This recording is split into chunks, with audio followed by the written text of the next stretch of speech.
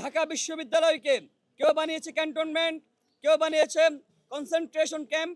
জুলুম নির্যাতনের ঘাঁটি বানানো হয়েছে এই ঢাকা বিশ্ববিদ্যালয়কে, বাংলাদেশের আপামর জনগণের এই ঢাকা বিশ্ববিদ্যালয়কে। শিক্ষার্থীদের গণতান্ত্রিক অধিকার নিশ্চিত করতে চাই আমরা এই ডাকসুর মধ্য দিয়ে। যারা ক্ষমতাসীনদের চোখে চোখ রেখে কথা বলতে দ্বিধা করবে না, যারা শিক্ষার্থীদের স্বাধীনতা, মর্যাদা ও অধিকার সমুন্নত রাখবে, বিশ্ববিদ্যালয় ও রাষ্ট্রের বৈষম্য, স্বৈরতন্ত্রকে তারা বরদাস্ত করবে না।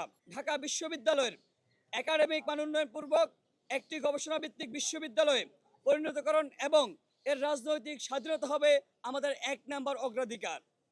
পাশাপাশি বিশ্ববিদ্যালয় শিক্ষার্থীদের একমাত্র পরিচয় হবে সেই স্টুডেন্ট। ধর্ম, বর্ণ, জাতির সাপেক্ষে কাউকে বৈষম্য করা হবে না, মর্যাদা ক্ষুণ্ণ করা হবে না। মর্যাদা ক্ষুণ্ণ করা, বৈষম্য করার সেই সুযোগ আমরা তৈরি করব না, হতে দিব না। ছাত্র সংসদ নির্বাচনের অভাবে রাজনীতি হয়ে দাঁড়িয়েছে পরিবারতান্ত্রিক এবং ক্যাডার ভিত্তিক। তাই প্রতি বছর ডাকসু নির্বাচন আয়োজন আমাদের অন্যতম এজেন্ডা, অন্যতম কমিটমেন্ট। প্রথমত, একাডেমিক ক্যালেন্ডারে নিয়মিত ডাকসু নির্বাচন নিশ্চিত করা হবে। বিশ্ববিদ্যালয় জাতীয় রাজনীতির মহড়া, অস্ত্র যন্ত্রণানী এবং ক্যাডার ভিত্তিক রাজনীতির অবসান ঘটিয়ে জীবন, কর্ম, জ্ঞান, দক্ষতা ও সেবাভিত্তিক নাগরিক তৈরি করার লক্ষ্যে শিক্ষার্থীদের প্রস্তুত করা হবে। হল এবং একাডেমিক অঙ্গনে দলীয় রাজনৈতিক কাঠামো বন্ধ করা হবে। জুলাই গণ অভ্যুত্থান সহ বিগত ফ্যাসিবাদী আমলে শিক্ষার্থীদের নির্যাতন, নিপীড়ন ও জুলুমের সাথে জড়িতদের বিচারের আওতায় আনা হবে। ৪৭-এর পাকিস্তান আন্দোলন, ৭১ মহান মুক্তিযুদ্ধ, ৯০-এর গণ অভ্যুত্থান ও ২৪শে জুলাই বিপ্লবে ঢাকা বিশ্ববিদ্যালয়ের সংগ্রামী ভূমিকার গণতান্ত্রিক আকাঙ্ক্ষাকে অক্ষুণ্ণ রাখা হবে। বিশ্ববিদ্যালয়ের ফ্যাসিবাদ বিরোধী ও গণতান্ত্রিক আন্দোলন সংগ্রামের ঐতিহ্য ও ধারাবাহিকতা রক্ষা করা হবে। উত্তরের অধ্যাদেশের সাহিত্য শাসনকে অর্থবহ করার লক্ষ্যে গণতান্ত্রিক সংস্কার করা হবে। বিশ্ববিদ্যালয়ের প্রশাসনিক স্বৈরতন্ত্র অবসানের লক্ষ্যে বিসি, প্রবিসি, প্রবোস্ট সহ প্রশাসনিক সকল পদগুলোতে নিয়োগের সুস্পষ্ট নীতিমালা প্রণয়ন করা হবে। ওয়ান স্টপ সলিউশনের কথা বলতেছি আমরা। একটি অ্যাপস বানানো হবে যার মাধ্যমে শিক্ষার্থীরা রেজিস্ট্রার ভবনের যে দৌরত্ব ও সিন্ডিকেট, সেই সিন্ডিকেট বন্ধ করে বিশ্ববিদ্যালয়ের সার্বিক সেবা তারা গ্রহণ করবে। ভর্তি প্রক্রিয়া থেকে শুরু করে পরীক্ষার রেজাল্ট, অ্যাডমিট উত্তোলন, বেতন পরিশোধ এই অ্যাপসের মধ্য দিয়ে করা যাবে। এভাবে রেজিস্ট্রার, বিল্ডিং ও অ্যাডমিনিস্ট্রেটিভের অধিকাংশ কাজ পেপারলেস করা যাবে। প্রিয় বন্ধুগণ, আমরা বলেছি লার্নিং ম্যানেজমেন্ট সিস্টেমের পরিধি বৃদ্ধি করব আমরা। এর মাধ্যমে শিক্ষকরা স্টুডেন্টের যে ডিরেকশন দিতে পারবে, শিক্ষার্থীরাও শিক্ষকদের থেকে কোর্স সম্পর্কিত প্রয়োজনীয় প্রশ্ন জিজ্ঞাসা থেকে শুরু করে রেফারেন্স বই, আর্টিকেল অনুসন্ধান, অ্যাসাইনমেন্ট জমা, যাবতীয় কার্যক্রম সম্পন্ন করতে পারবেন। কোর্স সংক্রান্ত প্রশ্ন করতে পারবে।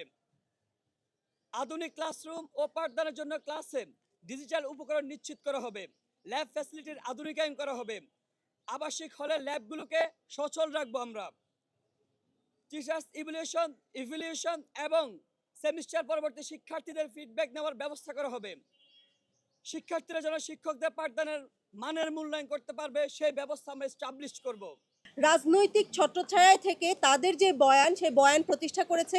২৪ পরবর্তী বাংলাদেশের টিএসসির যে ক্লাবগুলো আছে সেখানে যেন সংস্কৃতি চর্চা থেকে শুরু করে গবেষণা ভিত্তিক যে কাজগুলো হয় বা বিভিন্ন ফটোগ্রাফিক সোসাইটি বা কালচারাল সোসাইটি যেটাই আছে সবগুলো রাজনৈতিক প্রভাবমুক্ত হবে এবং তাদের যে নিজস্বতা সেটা বজায় থাকবে। একই সাথে সাথে নির্বাচনের মাধ্যমে যেন সভাপতি, সাধারণ সম্পাদক নির্বাচিত হয় সেটা নিশ্চিত করা হবে। পরবর্তী আমাদের যে প্রস্তাবনা সেটা নারী শিক্ষার্থীদের সম্পর্কিত। আপনারা জানেন ঢাকা বিশ্ববিদ্যালয়ে 46% বেশি নারী শিক্ষার্থী রয়েছে, কিন্তু তাদের জন্য যেমন আবাসন সংকট রয়েছে, আমরা দেখেছি তাদের মাত্র 5টা হল। সেই সাথে সাথে বিশ্ববিদ্যালয়ের যে বিশ্ববিদ্যালয় ক্যাম্পাসের যে কমন স্পেসগুলো আছে সেখানে নারীদের জন্য পর্যাপ্ত নিরাপত্তার ব্যবস্থা নাই। একই সাথে সাথে বিভিন্ন হলগুলোতে নানা ধরনের অনিয়ম চালু আছে, যেগুলো আমরা ছাত্র যে হলগুলো আছে সেখানে দেখতে পাই না। ছাত্রী হলের এই অনিয়মের বৈষম্যের বিরুদ্ধে আমি দীর্ঘদিনের লড়াই করেছি। 2022 সাল থেকে শুরু করে বিভিন্নভাবে বিশ্ববিদ্যালয় প্রশাসনকে কনভিন্স করার চেষ্টা করেছি যে আসলেই ছাত্রী হলগুলোতে যে অনিয়ম আছে সেগুলো সংস্কার করা প্রয়োজন। আজকে আমাদের যে প্রস্তাবনাগুলো আছে, আমাদের যে দফাগুলো, তার মাধ্যমে যে নারী হলগুলোতে বৈষম্য চলে আসছে সেগুলো নিরসনের প্রতিটা পদক্ষেপ আমরা গ্রহণ করার জন্য যে প্রস্তাবনা প্রয়োজন সেগুলো উপস্থাপন করেছি এখানে। আমাদের প্রথম প্রস্তাবনা হলো নারী হলগুলোতে স্পোর্টস ফ্যাসিলিটিস বৃদ্ধি করা, আধুনিক ইনডোর গেম ও জিমনেশিয়াম প্রতিস্থাপন করা। বিশ্ববিদ্যালয় মেডিকেল সেন্টারের জন্য 3টি অ্যাম্বুলেন্সের ব্যবস্থা করা হবে, যাতে যে কোনো হলে কোনো শিক্ষার্থী অসুস্থ হলে তাৎক্ষণিক রেসপন্স করা যায়। বিশেষ করে কুয়েত মৈত্রী হল, বঙ্গমাতা হল এবং সমাজ কল্যাণ যে ইনস্টিটিউট আছে সেখান থেকে যাতায়াত ব্যবস্থা আপনারা জানেন খুবই বন্ধুর, এই জায়গায় আসতে অনেকটা হ্যাপা পোহাতে হয় এবং আমাদের যে মেডিকেল সেন্টারের যে অ্যাম্বুলেন্স আছে তার সার্ভিস এতটা বাজে এবং সেই সার্ভিস পেতে তাদেরকে কল দিয়ে দিয়ে সার্ভিস পাওয়া যায় না। এই কিছুদিন আগের কথা, বঙ্গমাতা হলে একটা মেয়ে অসুস্থ হয়ে যায় এবং অ্যাম্বুলেন্স সেবা দ্রুত না পাওয়ার কারণে কিন্তু তার মৃত্যু ঘটে। আমরা চাই না আর কোনো অনাকাঙ্ক্ষিত মৃত্যু বা অনাকাঙ্ক্ষিত অসুস্থতা ঘটুক, এই জন্য ওই এলাকায় আমরা অ্যাম্বুলেন্স 3টি 24 ঘন্টা যেন অ্যাম্বুলেন্স সার্ভিস থাকে সেটা নিশ্চিত করব। বিশ্ববিদ্যালয়ের টিএসসি, সেন্ট্রাল মসজিদ সহ অন্যান্য জায়গায় মেয়েদের নামাজের স্থান প্রসারিত করা হবে। আপনারা জানেন আমাদের যে সেন্ট্রাল মসজিদ আছে সেই সেন্ট্রাল মসজিদের যে নামাজের স্থান মেয়েদের জন্য সেটা খুবই সংকুচিত।